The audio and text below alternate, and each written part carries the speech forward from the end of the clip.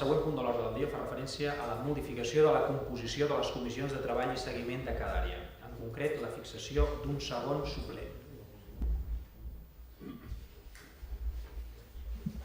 Bé, com ja es va comentar també a la sessió informativa i a petició d'alguns grups d'aquí de l'Ajuntament, doncs era només cobrir segons suplents per tal de garantir la màxima assistència a les comissions i als diferents òrgans que consten en la documentació.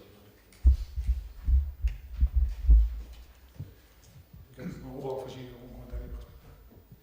No, és bo que els grups que teniu 3 regidors, 4 regidors, 5 regidors tenen un suplent, els que tenim un no podem tenir cap suplent, hem d'anar a totes i lògicament no arribem a totes. Gràcies. Passant a votació. Som vots a favor, unanimitat.